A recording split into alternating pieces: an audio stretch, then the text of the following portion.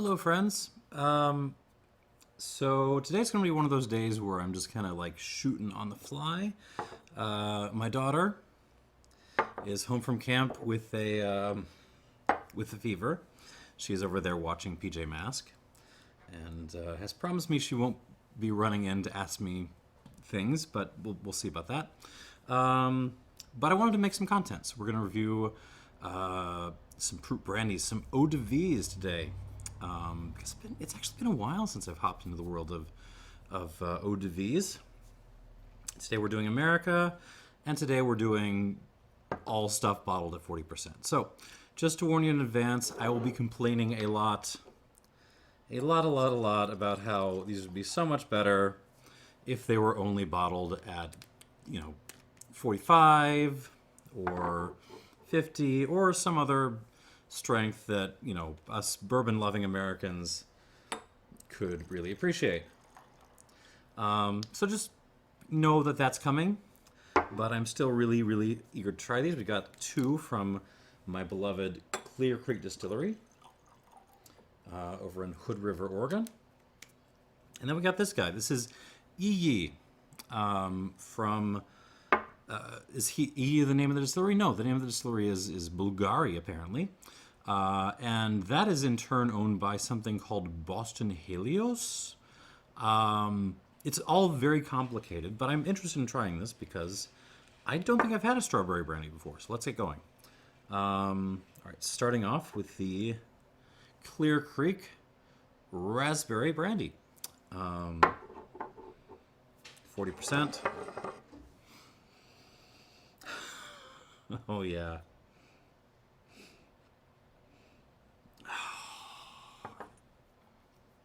You step away from eau de vies for a while and you kind of forget just how much fun they can deliver on the nose in particular.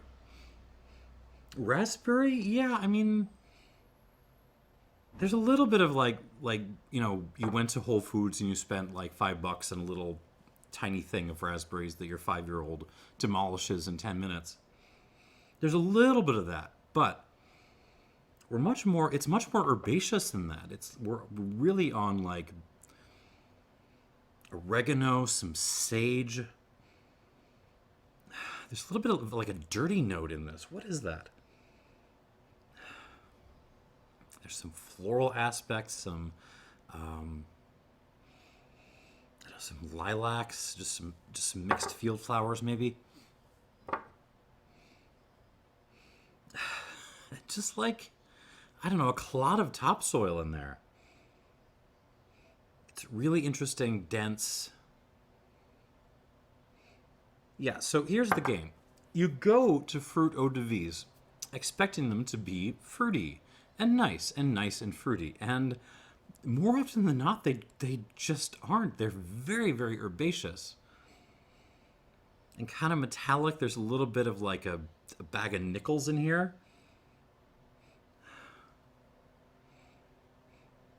And even some citrus peel, a little bit of orange peel happening. Other stuff, there's actually a little bit of blackberry. Maybe actually a hair more blackberry than there is raspberry. But overall, yeah, it's really pushing forward the kind of herbaceous, dirty, minerally character of this particular fruit. And I'm into it. I like it. On the palate.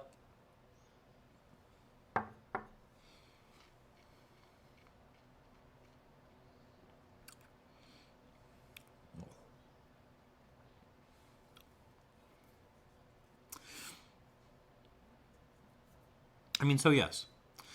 Would be better at 45 or higher, yada, yada, yada, yada. Feels a little bit thin on the palate, yada, yada, yada, yada. But this is delicious. And more fruity on the palate than, well, fruity is the wrong word. What am I looking for? Maybe fruity is not, hold on.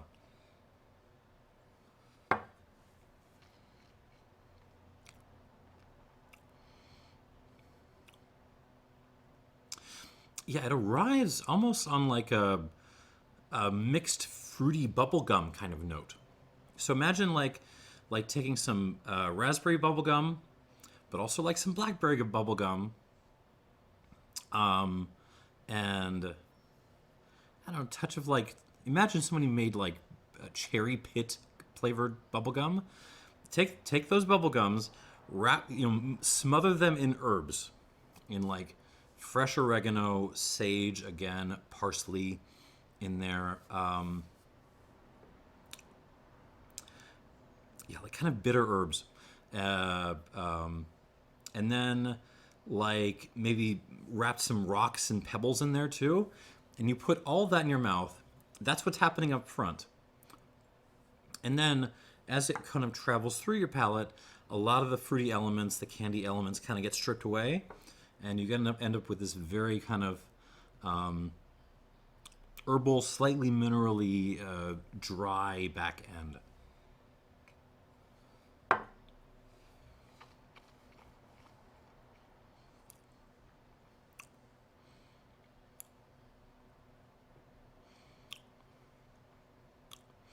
It's yeah.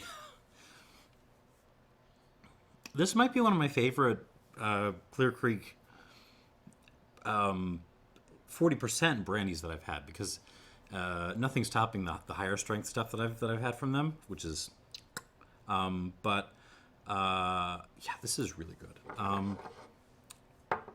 Again, it's just got this really kind of lush, but at the same time brambly and lush but austere somehow at the same time, front end, and then it just gets so dry on the back end. And it really, for something bottled at this strength, it really covers the palate pretty well.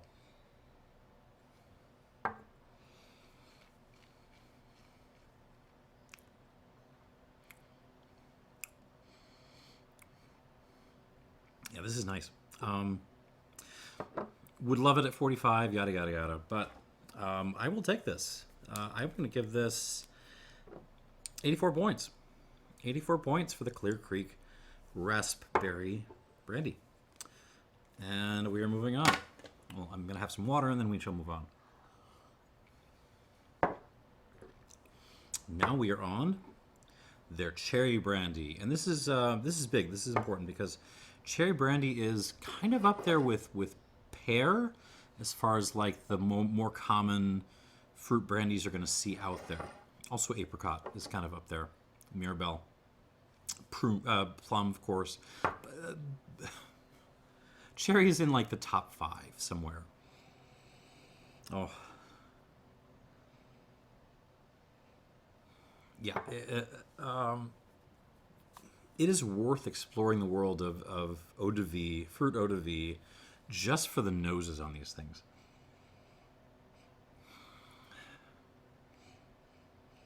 Cherry, I mean, maybe it's cherry.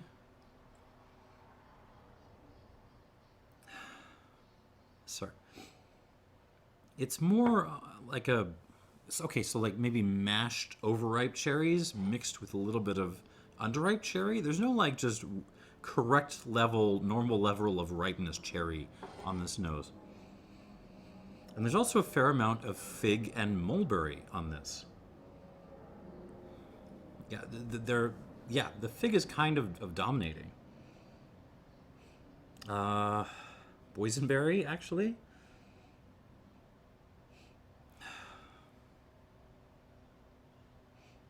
It's a much less herbaceous nose than the raspberry. There's a little bit of kind of green stuff in there if I go looking for it. There's like some flower stems. And maybe it's a little bit of flowers too, like not as intense as the previous one. Maybe like a little bit of like roadside dust. But overall, like much more friendly, fruity. I guess more of what you would expect from a fruit brandy. Put it that way.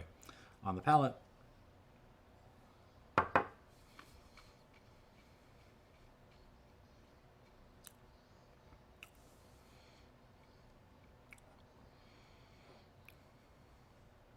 Also very good, Not up with there with the raspberry for me.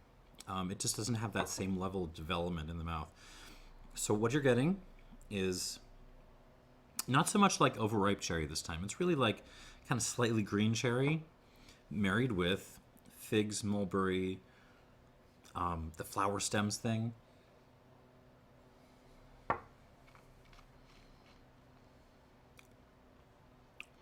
It's kind of how the front end the front end of this arrives. There's something else in it. What is that?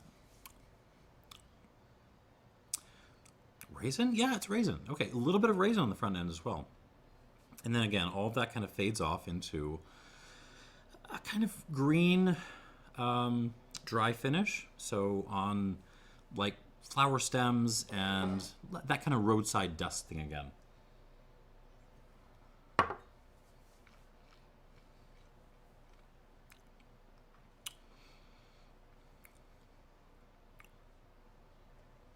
Very pleasant. Someone hands me a glass of this at the end of a meal, I'm going to be very, very, very pleased indeed. But for me, for my palate, okay, so yeah, footnote, would be better at higher strength, yada, yada, yada. Would have more mouth presence, yada, yada, yada. It's still really good. But for me, just not as good as the raspberry. And what am I going to score this? I'll call it an 83. 83 points for the Cherry Brandy. And that leaves us with this little unknown, E, from Bulgari, from Boston, whatever the heck whoever the heck these people are. And this is a strawberry brandy, which I'm darn excited about because I love strawberries.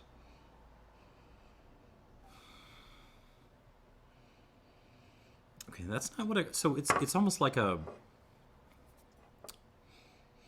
strawberry candy kind of thing on the nose. Yeah, almost. I feel like I might be dating myself here. I feel like a couple of years ago there was varieties of Nerds. You know, the candy that comes in a little box and you kind of knock it out and you those. I feel like there was like a fruit-specific variety of those, and I can't remember what. Someone confirm this for me. But anyways, strawberry Nerds is what this smells like.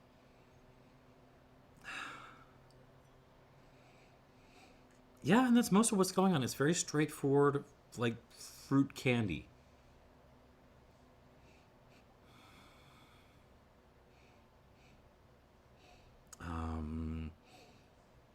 Other stuff going on. Actually, there's a little hint of pear in there, like overripe pear going on.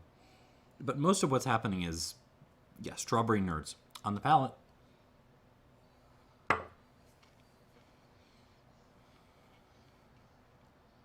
Ooh.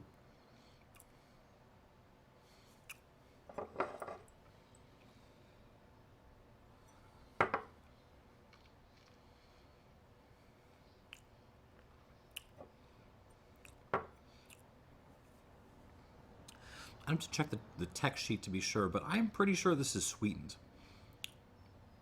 There is not much. Like this is not this does not feel liqueur-like, but there is a noticeable syrupy quality on the back end. That said,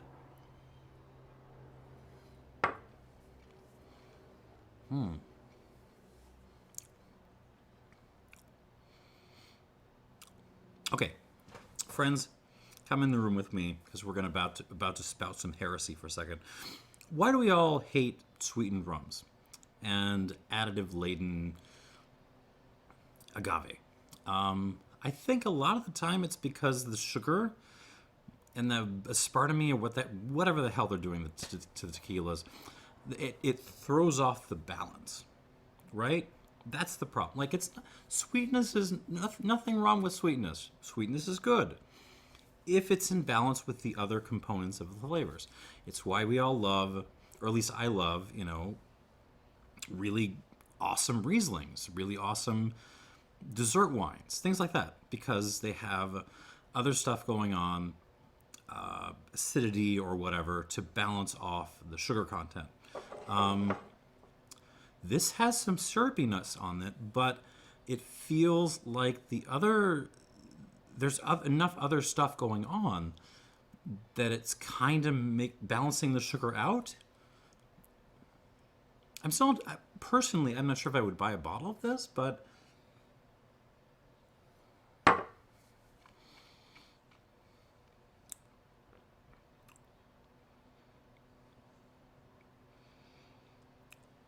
no, I don't think I'd buy a bottle of this. So it's proof of concept. Like, the ultimate problem with a lot of those sweetened spirits is that the underlying spirit before they add sugar or fake sweetener or whatever the heck is just crap. Like, it came off a column still, it came off a diffuser. It's just not very good. And the sugar is meant to cover that up. This tastes like a spirit that was not amazingly well made, but pretty well made.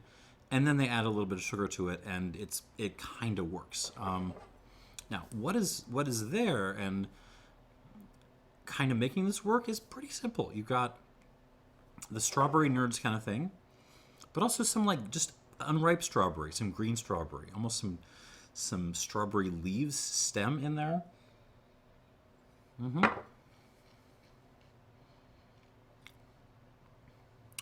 I am darn glad I tried this last in the lineup because it would trash my palate.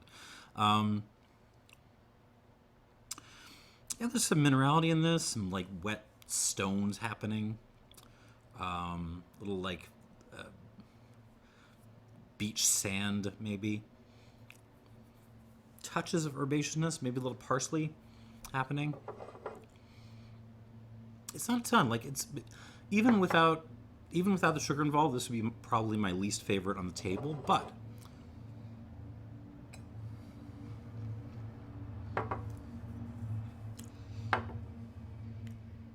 it's another case of someone serves this to me after dinner, and I'm into it. Oh, here we go.